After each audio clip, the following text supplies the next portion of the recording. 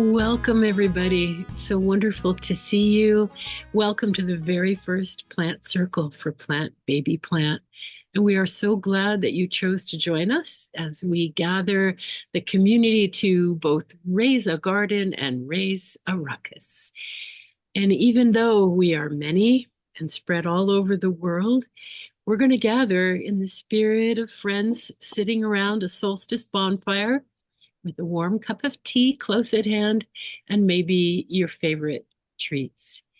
And as we gather, I'd like to invite our ragtag team of co-conspirators to introduce themselves and set the scene for our plant circle today. Brian, could we start with you? Sure, absolutely. Thank you, Robin. So I am Brian Ratcliffe. I am the managing director of Plant Baby Plant, and I'm calling you in today from Lancaster, Pennsylvania, where it's sunny and beautiful. The tea that I'm drinking a very strong pu'er tea. My friend Sam used to say that pu'er tastes like drinking dirt, which he meant as a compliment. So I'm taking it in that spirit and feels appropriate today. So I am just a couple words about me. I am a former graduate student of Robin's. We studied together, or I studied under her from 2017 to 2019. Then I joined the federal government, where I spent most of my career there doing climate adaptation work with the U.S. Forest Service. And then this year, I've been re-recruited to work with Robin all over again in a new capacity, and it's been such a blessing. Um, to anybody watching this, listening to this, who doesn't yet know what Plant Baby Plant is, let me just take a very brief moment and say it is a new grassroots movement of people taking meaningful regenerative action to care for the earth. Our goals are to heal land, build community, and grow power in support of a living planet. A shorthand I like to use for folks who are familiar with Robin's work is that Plant Baby Plant is the place for anyone who has been moved by Robin's work and wants to turn her values into an ongoing living practice in their lives, and to do so in a community of like-minded folks. So if that sounds like you, then you're in the right place. And I will say a bit more about what we're up to and some exciting things coming up in 2026 later in the program. But for now, let me pass it over to Christy Henricks. Thanks, Brian. And hello, everyone. I'm calling in from the Authors Unbound offices in Bend, Oregon. And my blend of choice is vanilla buttermint, which is delightful. In addition to being a ground floor conspirator for Plant Baby Plant, I work with Robin in her capacity as an author. And as someone who spends most days among books, as you can see, I'm continually reminded that storytelling is one of the oldest tools that we have for both making sense of the world, but also for changing it. And the kind of movement that we're hoping to build with Plant Baby Plant won't succeed on strategy alone. And we really believe that it will thrive when people can feel the beauty and urgency and hope that's at the heart of this work. Stories invite us into that emotional space. And as we gather here to imagine new paths forward for our planet, I'm honored to share a poem that I hope will reconnect us to the rhythms of the natural world. Robin selected this and it's gorgeous. It's The Shortest Day by Susan Cooper. And so the shortest day came and the year died. And everywhere down the centuries of the snow-white world came people singing, dancing to drive the dark away. They lighted candles in the winter trees. They hung their homes with evergreen. They burned beseeching fires all night long to keep the year alive. And when the New Year's sunshine blazed awake, they shouted, reveling. Through all the frosty ages, you can hear them echoing behind us. Listen. All the long echoes sing the same delight. This shortest day, as promise wakens in the sleeping land, they carol, fest, give thanks, and dearly love their friends, and hope for peace. And so do we, here, now, this year, and every year. And now I'm pleased to welcome Tusha to the conversation, who will tell us more about what a plant circle is and how this one got started. Tusha? Thank you for those beautiful words, Christy. Hi, everyone. I'm Tusha Yakovleva. I am from Russia, and I now live in Haudenosaunee territory, where I work with Robin at the Center for Native Peoples and the Environment at the SUNY College of Environmental Science and Forestry, and co-conspire with her on all things plant related at every chance I get. So plant circles started a few years ago in those isolated, unfamiliar pandemic days when Robin and I both had a simple longing for sharing a pot of tea and good conversation with friends. And given our mutual love of plants, we dreamed of particular conversations with fellow plant enthusiasts. And as with so many questions in that strange period, we turned to Zoom for an answer and invited ethnobotanists, gardeners, restoration ecologists, and other earth-loving planters to join a recurring sort of virtual tea party. And I'm so glad that many of the people who were part of those original circles are here with us today. Wonderful to see you. Thank you for being here. And those sessions, they became a source of a big, nourishing companionship for many of us. It was a forum for sharing stories, plant knowledge, recipes, poetry, weather reports, garden tribulations and triumphs, and so much more. And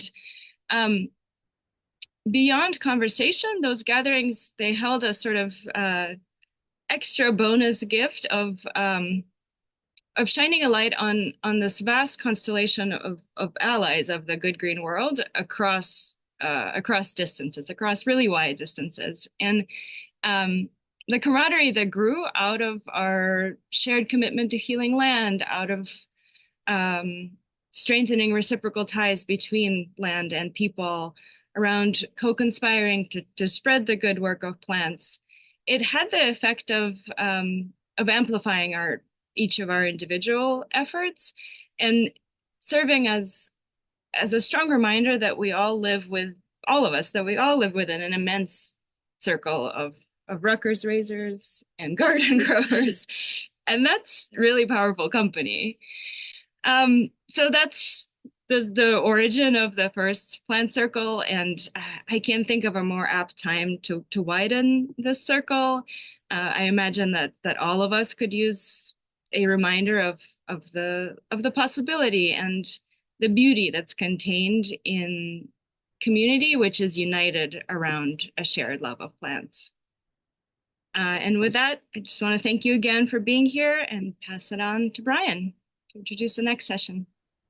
Thank you so much, Tusha. What a beautiful story. What a delight to be joined by so many of the original folks who joined those plant circles back in the 2020s. I hope that you all approve of this new incarnation of this idea. But and I should have said this at the beginning, but we're joined today not just by them, but by an invited host of early Plant Baby Plant supporters. These are folks who have volunteered for us, who are funding us, who are giving us creative counsel, who are creating our web designs, so many other capacities. This is such an effort that has required so many, and we're joined by so many of those today. So it's a real pleasure to be in their company again. Thank you, Brian. And, we chose to gather on the winter solstice, which feels like an auspicious moment on the earthly and celestial calendar at this darkest time of year. And I think we all recognize that we are living through dark times when our beloved land, our fellow humans, and our myriad more than human relatives are under assault. To say nothing of our values under assault. We need each other in this moment. And the living world guides us by example, though, in dark times, doesn't it? Here where I live in Maple Nation, the ground is frozen, covered by 8 inches of snow today. The trees are resting, life is gone underground, but it is still doing its work. Winter, we know, is a time for practicing resistance. It's also a time for nourishing resilience. I think of under that frozen ground, under that blanket of snow, there are roots growing, leaf litter composting, the buds are resting, and those seeds are biding their time. They're preparing themselves. But starting today, incrementally, moment by moment, the light grows. And in synchrony with the plant world, Plant Baby Plant is doing our winter work too. We're gathering strength, working quietly, sorting the seeds. I like to think we are sharpening the tools. And together, we're gathering friends around the fire to plan for the growing season ahead, laying plans for what will emerge when the light returns as it. An ancient solstice tradition, and one that I like to practice with friends in my backyard, is the bonfire. You heard it in the poem as well. People gather around the solstice bonfire for warmth, and they cast into it the things that they wish to leave behind in the old year. And in the spirit of Plant Baby Plant, I thought, I want to throw away the feeling of being powerless in the face of the destruction around us. Man, I want to incinerate the narrative of drill, baby drill, that threatens the beauty and integrity of land and water. Let's toss that one out. And I want the feeling of isolation in caring for land so much to go up in smoke. So let me ask all of you gathering around our virtual solstice bonfire, what would you toss into the fire? If you would, could you put a word or two in the chat? And that goes for our YouTube audience, as well as the friends who are gathered here today. What do you wish to leave behind in the old year? And if you'd like to come off mute and tell us directly. I don't know if it's appropriate, but we had some loss this year. And so with sort of the challenges in the year and in our own family, I'm ready to let go of some of that sorrow. Yes. Thank you, Michelle. Let it go up in smoke. Leaving behind worry,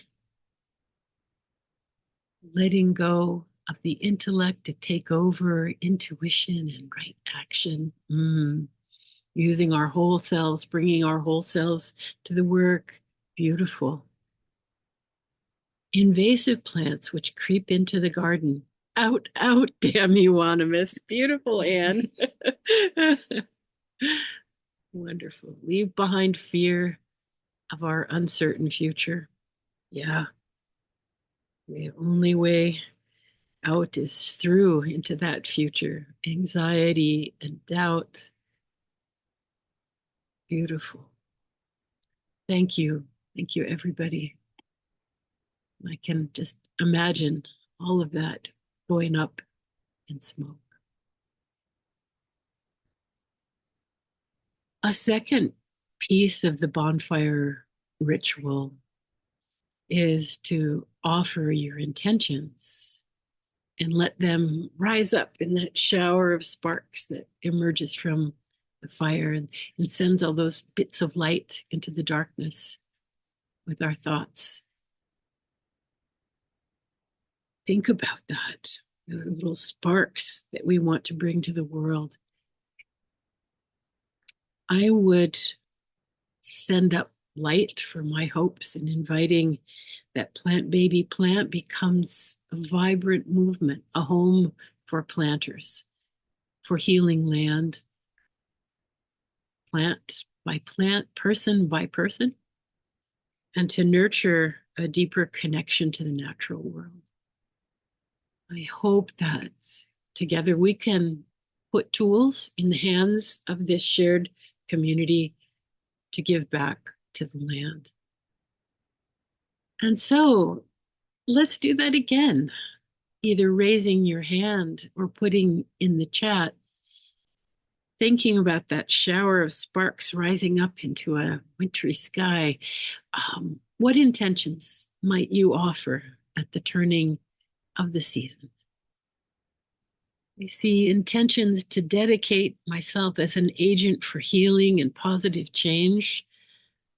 Beautiful. Slowing down.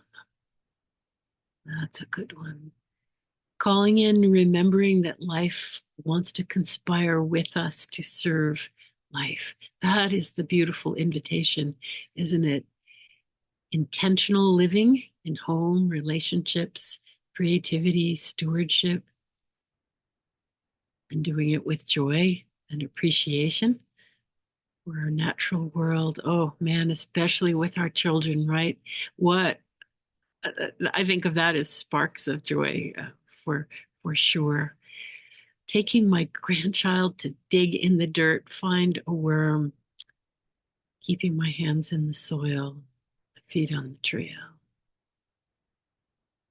I can just see those sparks. And this is what we want to do together, isn't it? To illuminate this, to be warmth for each other, and all of these beautiful ideas. Man, I don't know about you, but I live too much by a to-do list. I want to erase my to-do list and put all of your things on that to-do list. Now, that would be a joyful movement. So let's do it. Let's do it. Wow, Robin, thank you for guiding us through that. Thank you, the gathered guests, for offering so much. Michelle, I want to thank you in particular for your vulnerability and sharing. I'm very moved by that. And I know that on YouTube, people are leaving comments and thoughts. There's something really incredible about knowing that we are separated right now in time and in space. We have people on the West Coast, people in the eastern regions. We have people who aren't going to be watching this for weeks or months or years. But I feel so gathered in our minds and our intentions right now. And so I want to move us to the next part of this plant circle. So we hope every time to invite a special guest to share their insights, share their work in the world. And we've picked an extraordinary guest for this very first plant circle. And in fact, we got two for the price of one. So I wonder, Robin, if you wouldn't mind introducing our guests and then moving into a discussion with them. Love it. Yeah, I'm so excited to talk with you. I am so delighted that my friend, and I don't know if we could see you blush, Gary, but I have to admit it, you are my hero. Gary Nabhan has agreed to join us for our inaugural Plant Baby Plant Circle today. And I just have to look around this room. You already know this. Plant people are just the best. And Gary's the perfect choice, as I can hardly think of anyone more convivial, wise, and knowledgeable about our plant relatives.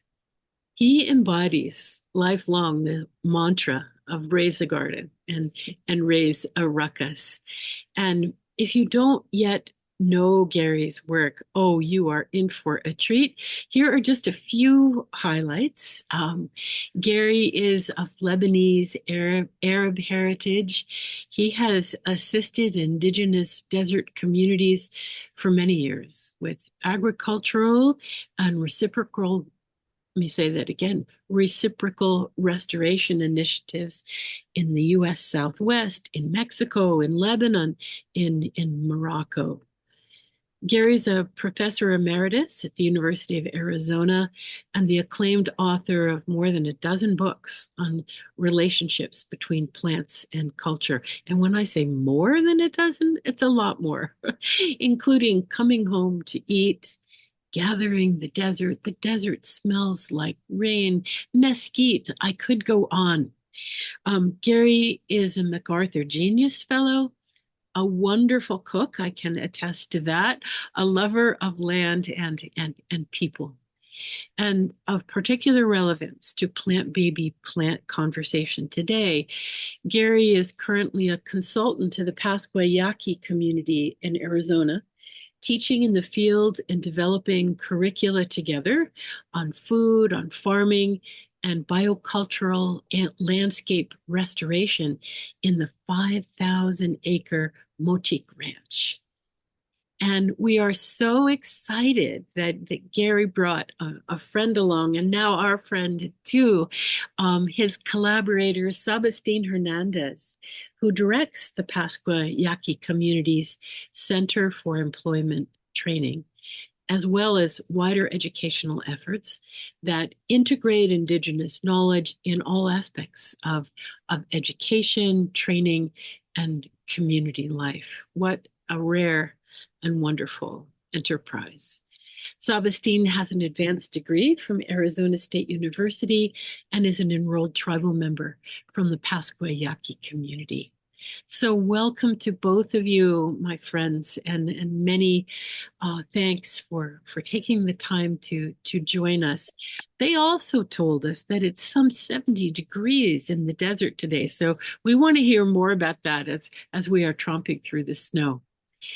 But, since this is our first plant circle, let's start with the big picture. And I'd love to hear about how you both think about the benefits, well known in this circle, of getting your hands dirty, of healing land through a movement based in planting and restoration. What work does that do? Well, thank you all for inviting us to make good, fertile, flowering trouble with you. And I think we are all troublemakers in the best possible way, that getting our hands dirty and absorbing the wild spaces of the world makes us richer humans. I think what the benefits are to being engaged hands-on in that work are something that we all feel. Now, everyone from psychologists to botanists to social workers are describing those in ways so that communities can make decisions about helping more students feel that.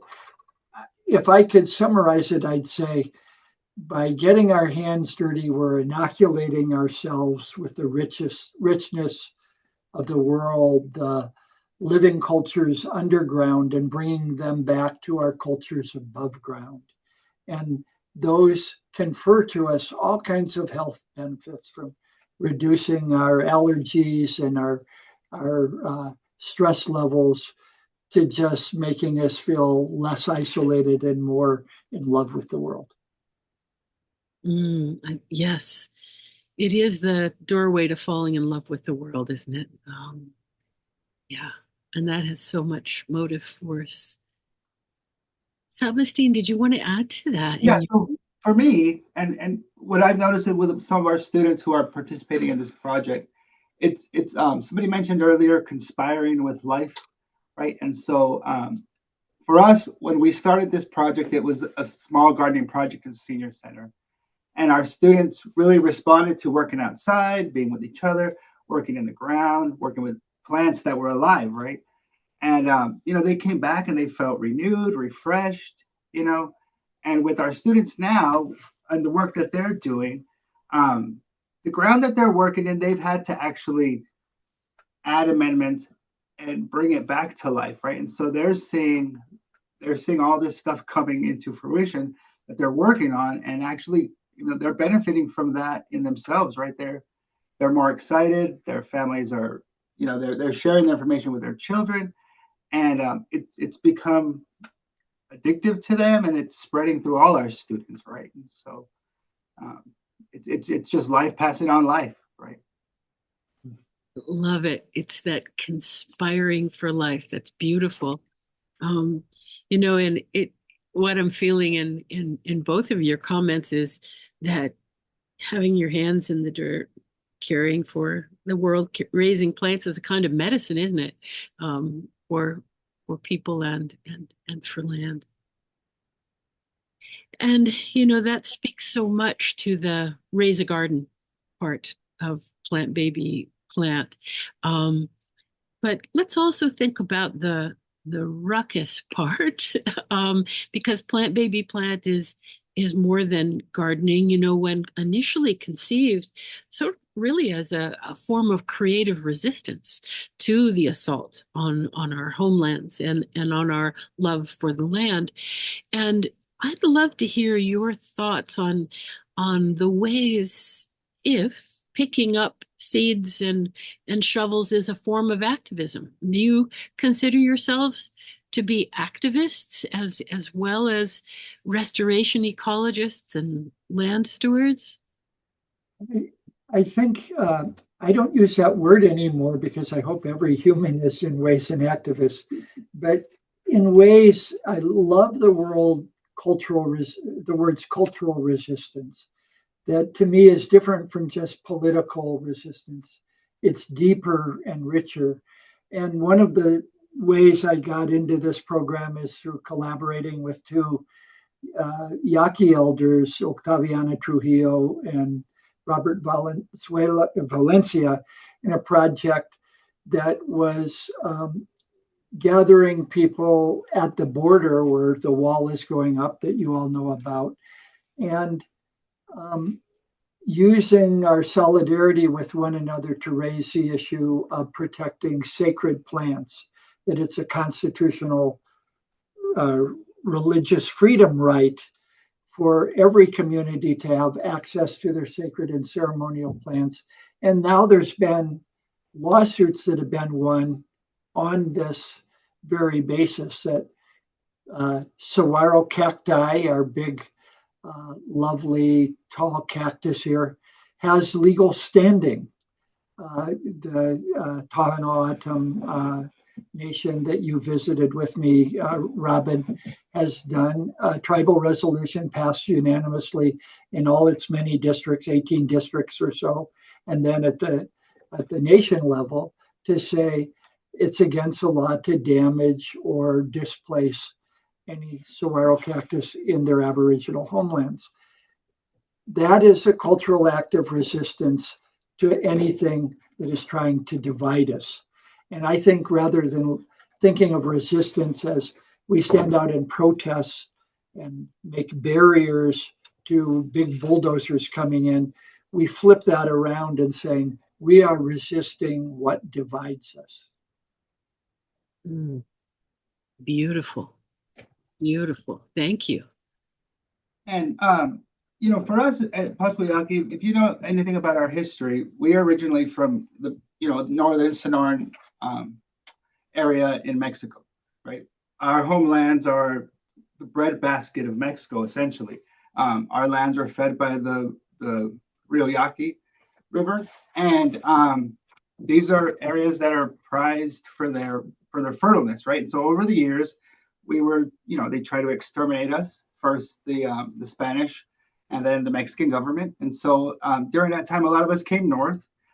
And so for us, planting and gardening is an ancestral way of life, right? And it's ancestral knowledge that has been carried. So for us, every time we plant a garden, it's like resisting, right? We're still here, we're still growing. And so the other way that we've seen it is our whole project started with the idea of food insecurity in our community, and food sovereignty was a big idea. And one of the ideas within food sovereignty that we've kind of latched onto is the idea of resisting food that we don't want to eat, right? To telling people we're not going to eat this anymore, right? We want to eat our own stuff. We're going to grow our own food. We don't want genetically modified, heavily fortified, or designed food, right? We want good, clean, natural food. And so for us, that's kind of the idea that, you know, we're resisting, you know, the mainstream world, and we're still growing. We're still eating the food that we want to eat. That's good for us. And I thought about it today on the way coming over to Sabestine's office, that laughter and humor is another means of resistance. We should have a national billboard campaign that says, retire the green giant and replace them with 1 million native farmers of local maize, like just make fun of the big guys like the Green Giant who dominated corn monoculture and bring it back to a more diverse sense of what corn is and can be. It's sacramental. Oh, love it. And, that really taps into why we try to meet together, right? Because what we want to do is to have a movement which is grounded in that joy and in that satisfaction of sharing food and, sharing a cup of tea and good conversations and friends, because that is resistance too in a time when we're asked to, be aligned against each other, to say, no, we'll stand together for land and for one another. Beautiful. I think my friends that, together perhaps at different ends of a time scale, the two of you have been involved in teaching and inspiring others around plant protection, restoration, and you've mentioned a few, and I just want to give you an opportunity to expand if you'd like. But what are some of the projects in your whole portfolio of caring for culture and land that you're proudest of? What are some things that you might want to share with the other planters who are listening that you can that really have brought you a great deal of satisfaction? Well, for me, it's actually this project, right? I did work before at the local Head Start in the community, and there we did have a small project where we had some planter boxes and we grew food that was in the kitchens and then in the students' lunches. But this project here, right, working with these adults that we work with, and having them go out to the ranch and work in restoration and growing and learning about the soil and the area that we live in. My proudest moment is that our students now are seeing themselves as environmental stewards, right? Like they come back and they share with the other students what they've learned, what they're learning. And I know they're sharing it with their families, right? Because we live in a small community and we hear people talking and we run into each other's kids and they're like, oh yeah, my mom's growing chilies at the ranch and she's bringing them home and we're eating them, right? And so for me, it's this moment in time that I'm most proud of right now when it comes to, agriculture, planting, being in the soil. It's this moment right now, and seeing where it's going to lead in 5 years, right? Maybe it'll be nothing, maybe it won't be anything, but right now it's great. It's full of potential, and I love it. And, right now we're that little, where the plant has its true leaves. That's where we are right now. We don't know if it's going to survive, but that's where we are right now. It's full of potential. I love that. And whether we have 2 leaves or 40 leaves, we all feel that excitement of seeing this grow beyond our original expectations. And at the other end of it, when my wife Laurie, who's a herbalist and ethnobotanist, moved to Patagonia, we saw a lot of division in our community, Hispanic and Anglos that were living in the same space and not talking to each other, and Republicans and Democrats who weren't talking to each other. And we started a program called Earth Care Youth Corps through the Borderlands Restoration Network that paid 15 to 20 kids, it grew beyond that very quickly, to work together, but about that size of a crew, for 5 weeks each summer, doing biocultural restoration, ecological restoration, and habitats both inside the village center and beyond. And it was kids from both sides of the border. It was Hispanic, Anglo, Indigenous kids working hand in hand in trenches, building erosion control structure and planting pollinator plants and trees. And then each had a project at the end where they planted a garden for the grandmother, one at the school or something like that. And it was amazing how that had a healing effect in the community, because grumpy old ranchers who had done incredible conservation work were still anti-environmental until they saw their granddaughters doing the same kind of work that they loved to do on the ranch and realized that they had common ground across generations. And so we brought some of those people who were anti-environmentalists but still good earth caretakers in to talk to the kids. And the most touching moment of my life was hearing this granddaughter say to this man I'd known and respected for 40 years, "Grandpa, why did you never tell me that you'd built 1,200 erosion control structures out on the ranch by yourself?" And he said, "I didn't think the next generation would be interested in this." And she just hugged him and said, "Well, I am."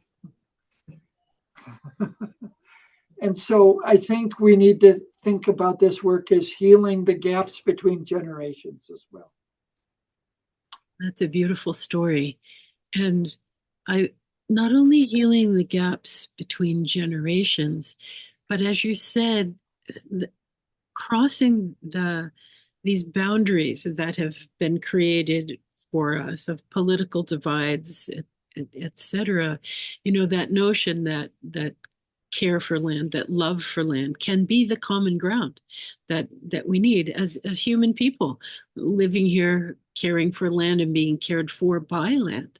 What could be more common ground than that work? And it is in that spirit of that's a common ground today is creative resistance as well.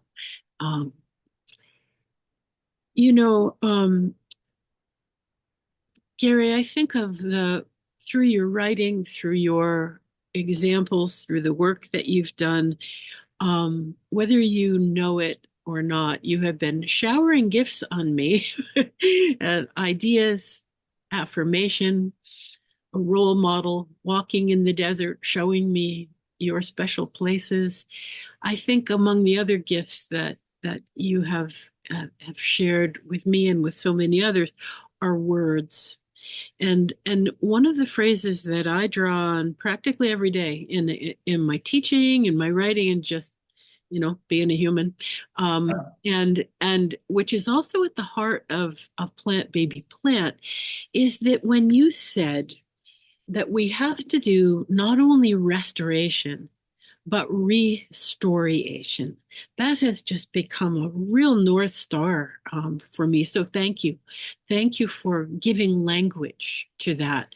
And so I just wonder, for our gathered audience, could you say a little more about what you mean by restoration and why it's so important? I think there was a moment when I saw many places being abandoned or dwindled in the desert oases, where people thought that there was sort of a fatalistic story that we couldn't break out of. And this is another moment in time where I feel a lot of fatalism.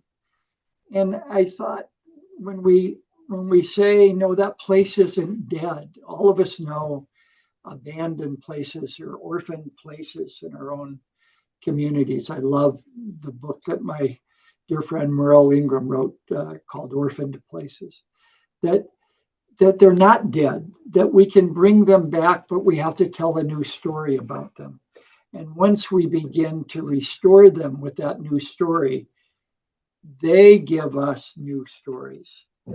So it's a reciprocal restoration term that you've come with, that simply by jump-starting that little practice, we play a small role in restoration, as you know, Robin. We sort of jump-start it, and then nature takes over, and we just stand in awe of the things that it does, where our manipulations aren't the driver anymore. It's self-regenerating. And so we need to break out of those nihilistic and pessimistic stories, and saying that if we just do that little effort, that gesture of jump-starting something good, regeneration goes on beyond us, beyond our own lives. And that's actually what you've done with that word restoration. That was just a little tiny line in some essay that I thought, oh, no one will ever read this.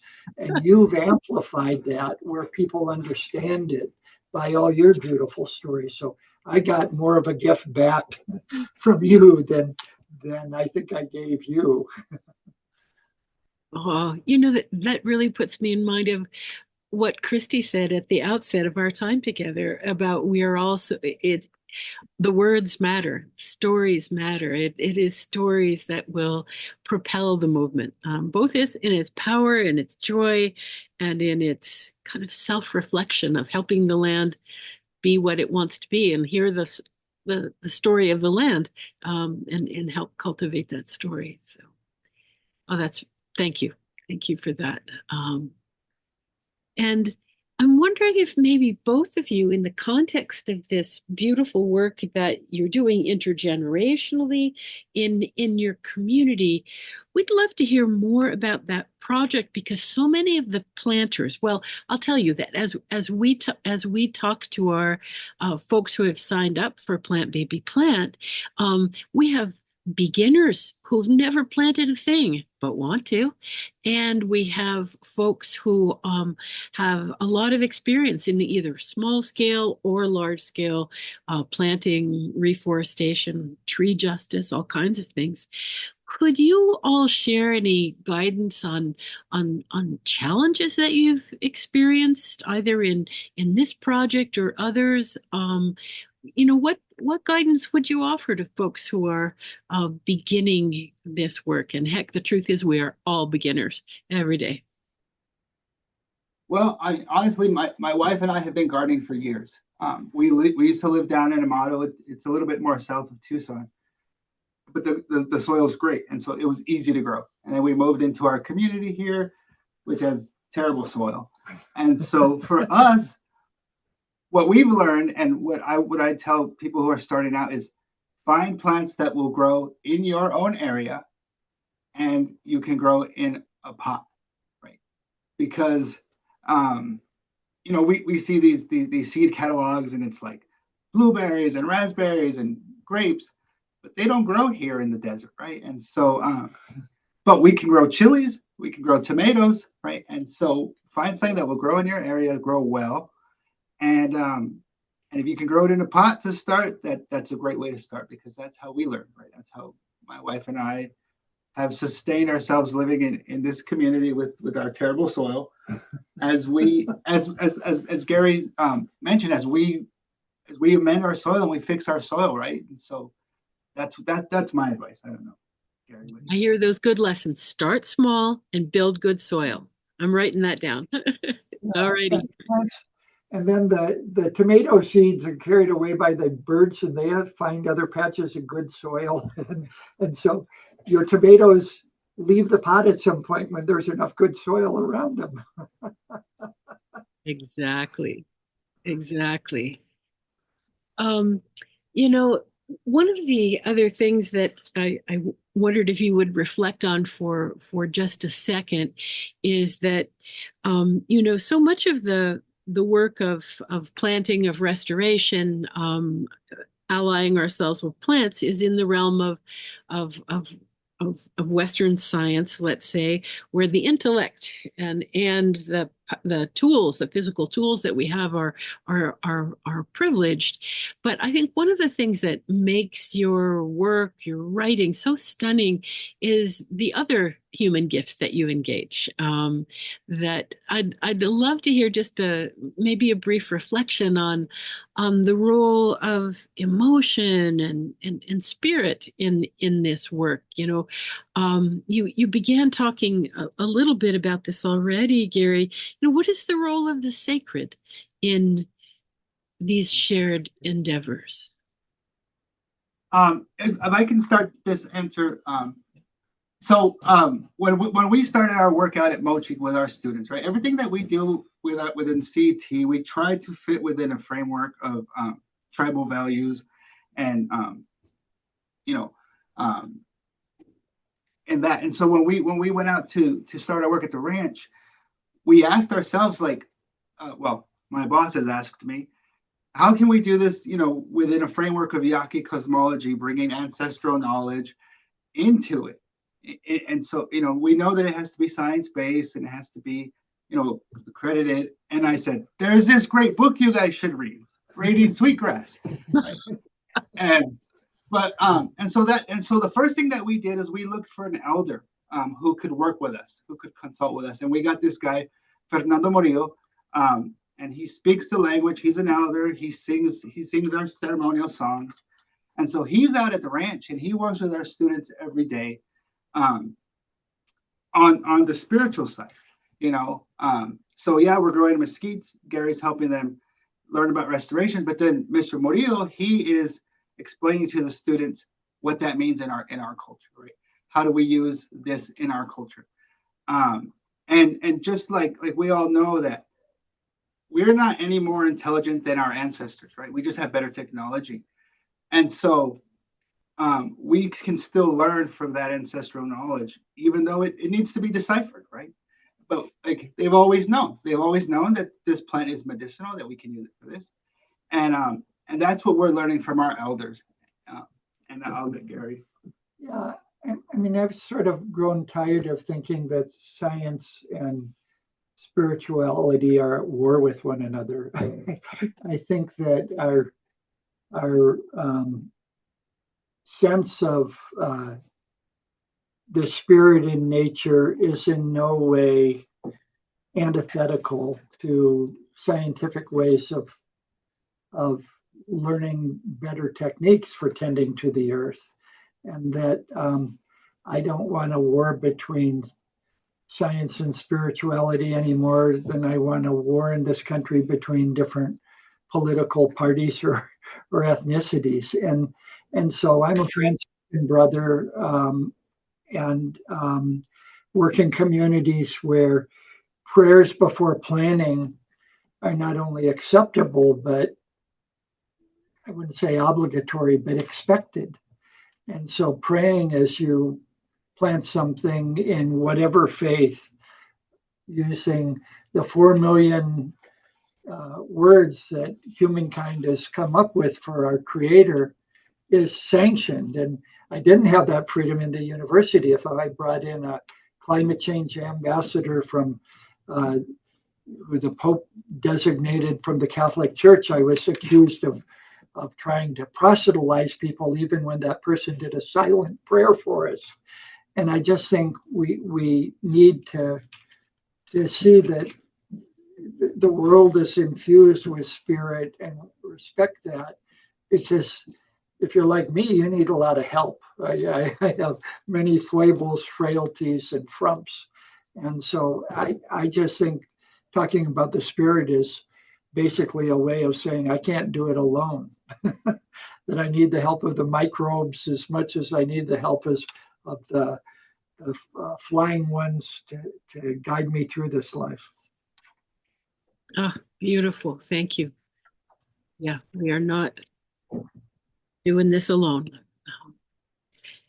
Well, the last question that I have in our little time remaining is an irreverent one, from the sacred to the mundane, my friends. And that is that, every field botanist, gardener, field biologist has the skill of, peeing in the woods. It's essential, right?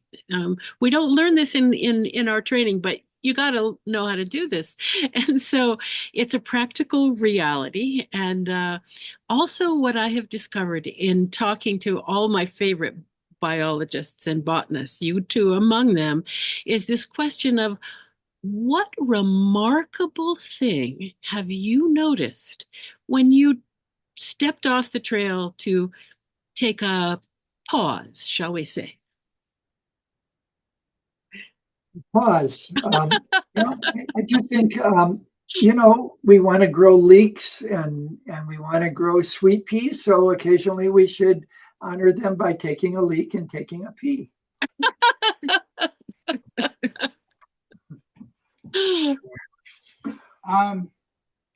For me, it's just when you notice things, right?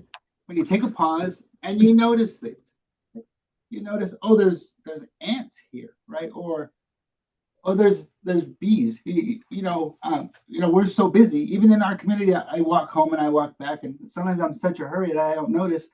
But yeah, there's bees in the trees, and there's ants on the ground, and when I stop, there's rabbits that live in the cactuses, and it's nice to notice. Again, it's kind of been my theme today, but that there's life all around, and you just have to stop, right? And if you're still, they go about their business. And And I should say that it's not merely a visual thing. I've had my vision impaired, see 3 images instead of 1, but at the same time my vision was impaired, my sense of smell exploded. And to smell the compost, whether it has manure in it or not, to smell the fragrance of the earth is healing to me and has actually helped my sight recover. But I'm almost as attentive to the fragrances around me in the natural world as my 4-year-old Aussie Shepherd dog is. I'm trying to get up to her level because she's my role model. But I think we are sometimes too focused on the visual beauty of the natural world, and we forget that the spirit is a way to say that the world is infused with fragrances that make us know that there's more than our own lives. Mm. Chi Miigwech, many thanks for Thank you. sharing your thoughts. Oh my gosh. If any, could you briefly say how can people learn more about your work? Because I bet they're intrigued now. So we do have a website, the Pascua Yaqui. Just you can Google search Pascua Yaqui Tribe. Okay. Under social services, and there's a CET tab. That's where we are. We are also working with some of our students to create a website where we'll be like a blog where we'll be sharing lots of photos and some of the stories that are coming from our work out there. Like we mentioned, it's kind of getting away from us, and we're chasing after to contain it, but it's a good thing. It's a good thing.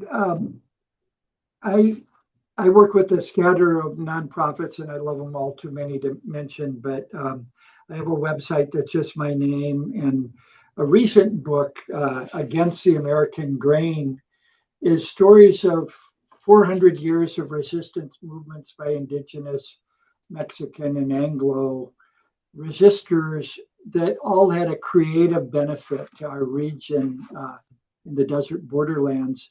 And again, it's trying to flip that word resistance from kind of a negative in your face word to one that shows the remarkable, prayerful and joyful ways that people have resisted dominant forces in our life. So that's my word for the day. Thank you.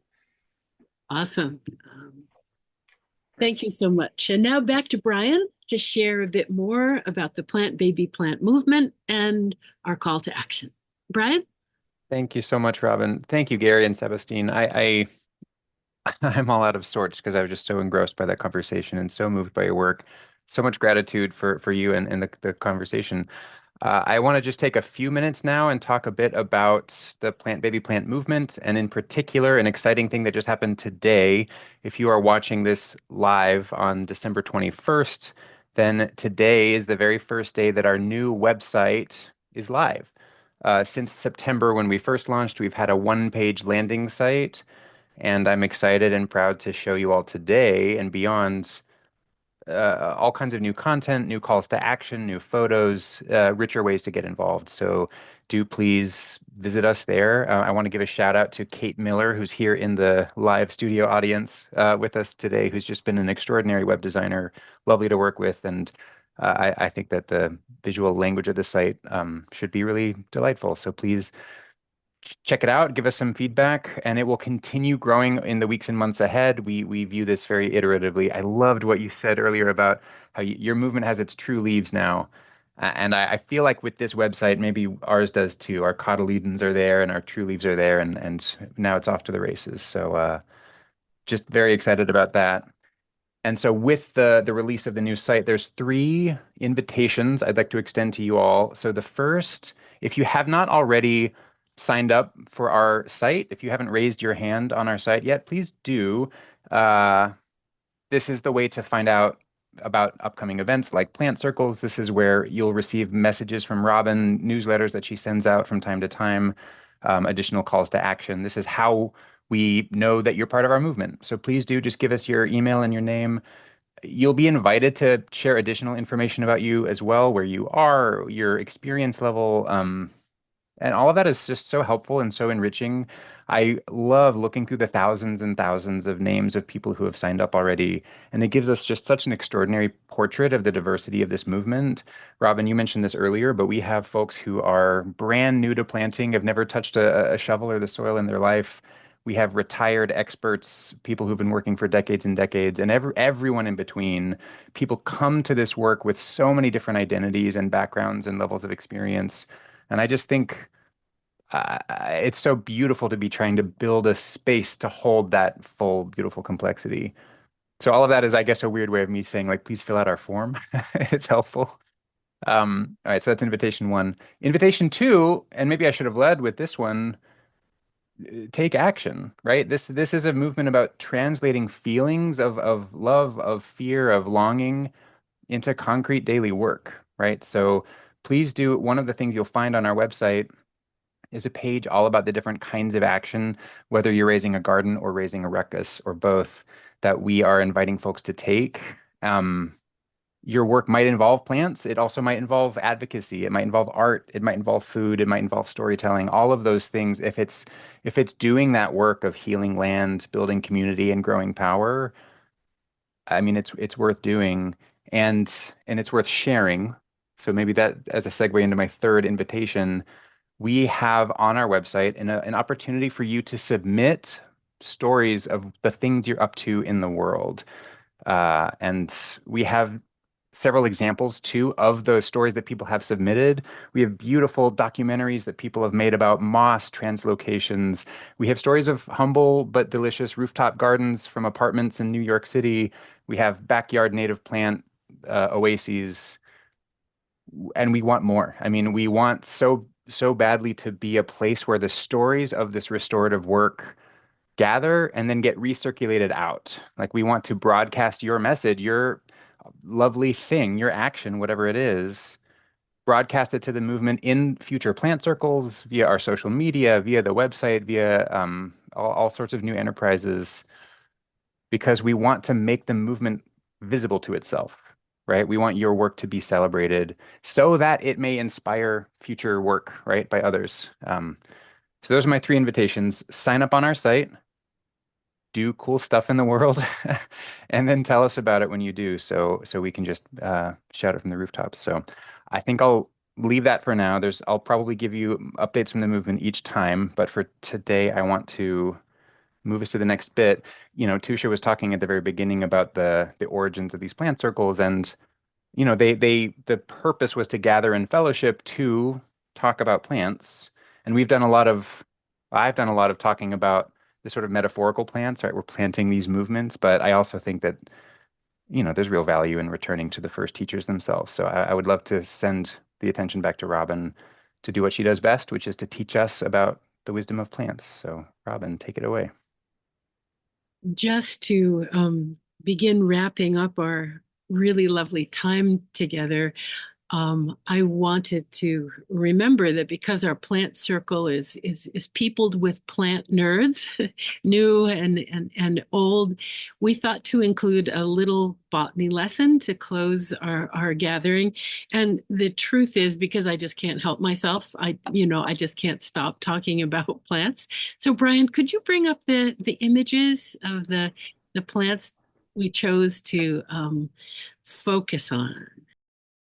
The plant that I wanted to share today is one that I think at this time of year, all of us are familiar with. To Gary's point, by scent, if not by companionship. And, here in the frozen north, we have this model in the winter of evergreen life, those who are superbly adapted to endure the stresses of winter. And as we admire them, to just ask, how do they do it? How do they do it? And one of the trees that we especially want to focus on here at the solstice and moving into the holiday time is balsam fir. With that magnificent fragrance that so many of you can probably right now be imagining, that soft, inviting fragrance of balsam fir. How do they withstand the long, long winter?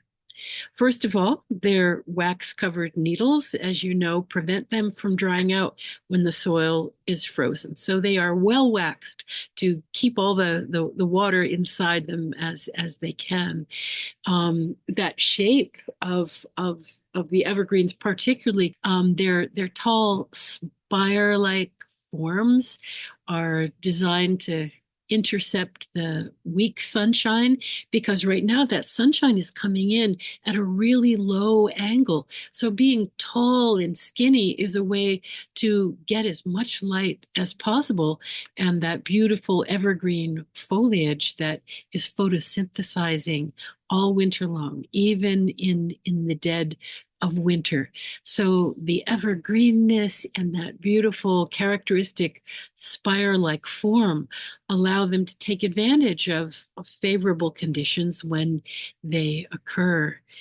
And that downward swoop of branches, which is characteristic of all the conifers, but especially of balsam fir, it's the perfect form to shed snow so that they don't accumulate the snow and topple and break. Their whole architecture is designed for symbiosis with snow.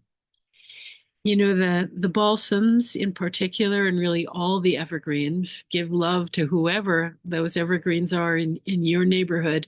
They are resistors in hard times. They say, no problem, I am built for this. And I want to take that as a reminder. We are built for this. Their resistance and their persistence in the landscape is a gift, providing food and shelter and refuge for all the rest of the winter beings. And at this time of year, their fragrance fills the air. And I think particularly of the fragrance of beloved balsam fir, the quintessential Christmas tree, Abies balsamea. A species of the boreal forest, it's one of the most cold-tolerant trees in the world. Allegedly, balsam fir is unharmed by even a dip in liquid nitrogen.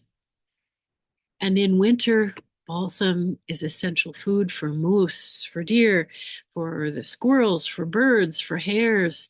And those dense stands that they create provide shelter for everybody. And she can be recognized by that tall, slender spire of her canopy, flat, shiny needles, and by those characteristic blisters on the bark. And those blisters are filled with resin right below the surface. And the medicine of the resin is easily harvested and valued widely by indigenous and local peoples for its medicinal use, because that resin, that clear, fragrant resin that comes out of those bubbles, is antimicrobial, it's analgesic, it's first aid. After I taught my grandkids the gifts of the balsam fir, they gave her a new name, and now they call her the medicine tree for that first aid, which she so generously offers us. So she's aromatic, full of vitamin C, full of so many gifts for all the winter beings. And maybe you thought she was just a Christmas tree. So much more. And you might think of including her as appropriate in your planting plans for next year. And honestly, I love balsam fir so much. I could talk about this beloved relative all day, but I will leave you with just one last thought, because balsam fir goes by many names in different cultures, but I especially love one of the Potawatomi names.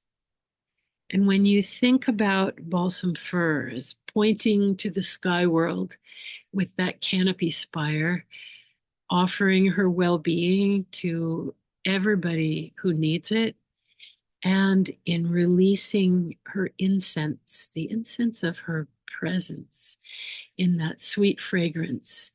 Her name in my language, Anishinaabemowin, is Ingigodoak. Ingigodoak. And it means she stands in prayer for us.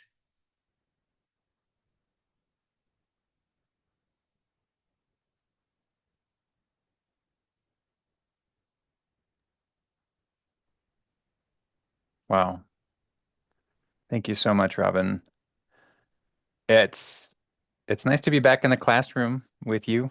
That was very it brought back a lot of memories, and thank you for helping us see better. It's a tree I've touched and walked by 100 times, and still I always have a lot more to learn. With that, we're going to close today's plant circle. I have some gratitudes and some acknowledgments to share right before we do. To our special guests first, Gary Nabhan and Sabestine Hernandez, please, thank you so much for being here, for sharing your stories, for illuminating your work, for bringing us some of that sunny heat from the desert.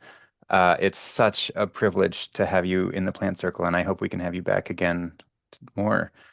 To Jason Kolbrenner and the SUNY ESF Digital Storytelling Studio, thank you for being the kind of Wizard of Oz behind the curtain, helping Tusha and Robin be seen and heard today. To our amazing volunteers for Plant Baby Plant, we've got Anne Sickveland, Allison Redding, and Amelia Matthews Pett, without whom this whole operation could not have happened. So thank you for your work. And then, of course, to the whole Plant Baby Plant family who's gathered here with us on Zoom today. Like I mentioned before, you are our advisors, our funders, our legal team, our planter exemplars, and our friends. And it would not be anything close to what it is today without all of your help and support. So it's been a privilege to share space with you. And then I will say last, and maybe most importantly, I want to thank you, everyone who's watching this, either those who are watching live on the solstice or those in the deep future watching this years from now. What a delight and a privilege to be in community with you too. You are the Plant Baby Plant movement, right? Thank you for being here with us and for heeding this call to raise a garden and raise a ruckus. So, Robin, I'll give you the final words. Anything you want to say as we draw to a close? Mm. You know, only gratitude for the opportunity to share love of plants together and to be engaged with all of you. I feel so much less alone in this work in your presence. And I want to wish you all the peace of winter, joyful holidays. And as we wander away, crunching through the snow, maybe, or in the sand of the desert, walk away from our virtual bonfire, would you put one more message in the chat for everybody? Or if you prefer, just reflect and answer with your heart. As the light returns, little bit by little bit, every day, as the world turns, what is one action that you will take to support a good green world? Appreciation, reverence, teaching, planting, stories, restoration, lean into joy, building, restoring. Thank you, friends. May it be so.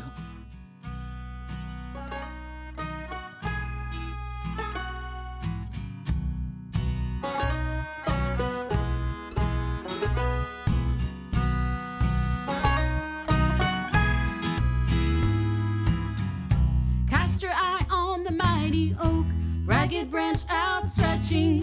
All that grows here above the ground is consequence of what's below. Every acorn the branches bear promise new beginning. Hidden treasure within the earth, they tell the story.